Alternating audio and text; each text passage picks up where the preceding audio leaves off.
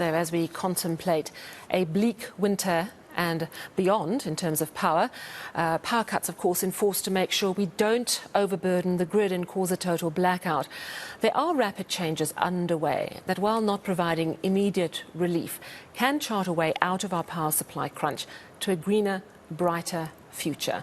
Unfortunately, all of this could have been achieved already were it not for stalling on decisions to allow independent and alternative power supply on board. But let's take a closer look at exactly what is happening with the new power kids on the block, and perhaps also tackle that old base load needs coal argument.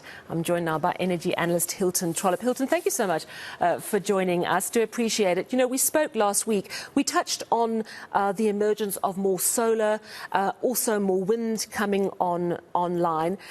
You've got an updated picture for us. I wonder if you could just start by telling us how much wind and solar power is being added to the grid or will soon be added to the grid.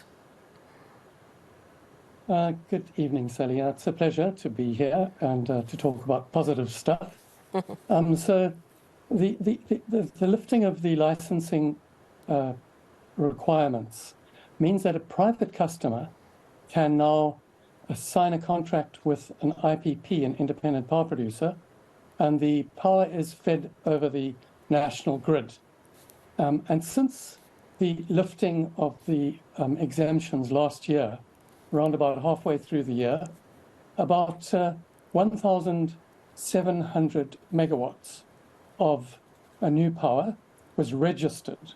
That means that they're starting to build it. And of that, most of it was, 80% was PV and about 15% wind, a bit of hydro. So that's being built now because those people having registered their projects will want to get them onto the grid as fast as possible because it's cheaper than the stuff they're buying, and it also helps them overcome load shedding. This year, though, there's a wonderful surprise, and this is from a tweet from Gaylor Massenclair, who's the head of the South African Renewable Energy Master Plan, and he said NERSA statistics say that this year, so that's basically in 3 months, 2,500 megawatts of power have been registered, so they can start building that. And of that, the great surprise is that 55% is wind. And the real good news there is that it's the complementary wind plus solar that allows us to start really dealing with load shedding. And I also want to say something. We have to remember that our existing system is 52,000 megawatts, 52 gigawatts big.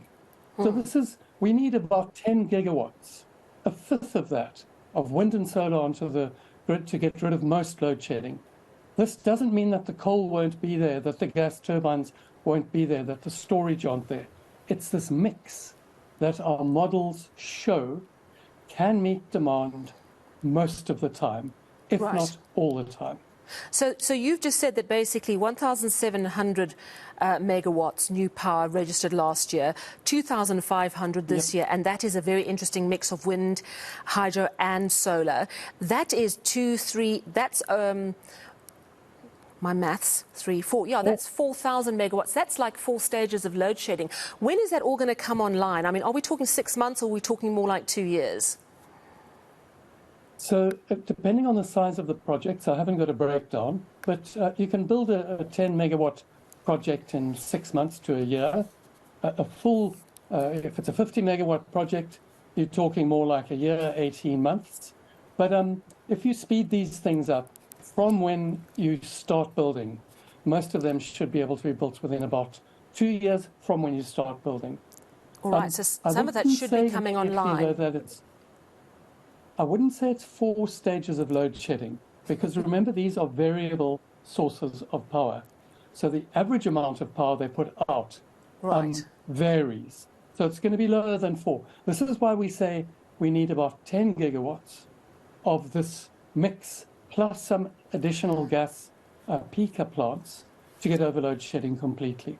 Yeah, and that brings me on to this base load argument. What we've been told is that wind and solar are fabulous, but they're not constant because wind sometimes dies down and we don't have sun at night. And that is why we need coal for the base load, which is essentially a stable, ongoing base of electricity supply. You say that's a bit of an outdated concept. Is that because increasingly we're seeing battery storage for things like wind and solar?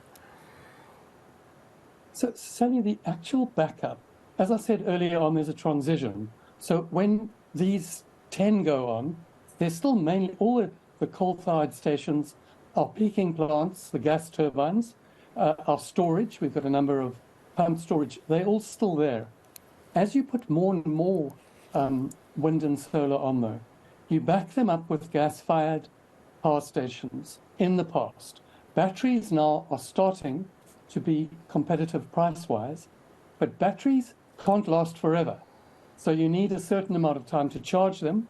So typically when we model these systems, we show that a mix of wind plus solar plus batteries plus pumped storage plus gas-fired peakers, we show with these models that that can meet the daily demand profile that goes up and down, and the seasonal, the weekly demands, etc. We've got lots of data about what the demand is, previous wind regimes, PV regimes, but it is true that there are times. South Africa's already got 6 gigawatts of wind and solar on its system.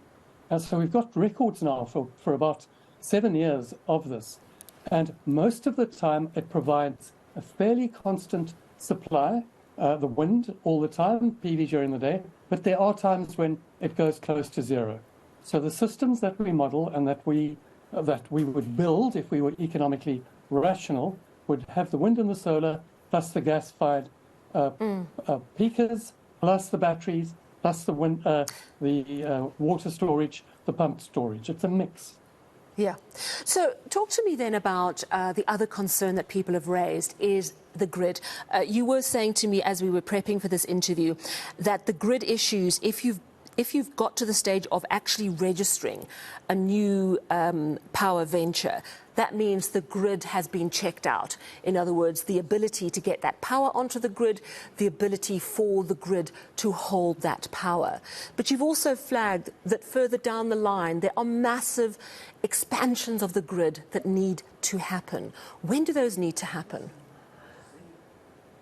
So, Sally, they need to start happening now, because we're in a situation where total electricity production has gone down steadily from 2007. It should have been going up to feed economic growth. This is one of the reasons the economy is in such trouble and investment in industries in such trouble. So we should have been growing all the time. So we need to start yesterday, but because we didn't, we need to start today, tonight. We need to realize this. And it's going to take a massive grid expansion, but the total cost of grid expansion compared to the generation is actually quite small. So anybody stopping grid expansion now, they're holding up, they're a bottleneck in the future switch over to renewables. Is anyone holding up grid expansion now? Yes, we haven't seen the grid expansion that we would have needed, knowing the generation capacity that we want to go online. And this is one of the reasons for, you will have heard of, I don't know, you would have, Eskom unbundling. This is the process by which they take the national transmission grid and they make it into a separate company so that it's not encumbered by the coal fleet interests, which at the moment dominate Eskom politics and national energy politics. All right. Well, thank you. So once it becomes a separate company, it then treats all generation capacity coming onto the grid equally, and the grid is made in charge of making sure that instantaneous demand and instantaneous supply are met, and also that enough balanced mix is procured, that there's a plan for that, and that it's done according to this official government plan called the Integrated Resource Plan, which hasn't been followed because of the independent power producer program essentially stalling. Yeah, and that we know, of course, happened in 2015. It seems to have got going again. Let us hope we can see the pace continuing to gather. As you've mentioned, this year, South Africa has registered 2,500 megawatts of new power, which means those processes now start could take up to 2 years. Of course, there are also programs from last year that hopefully will come to fruition sometime this year.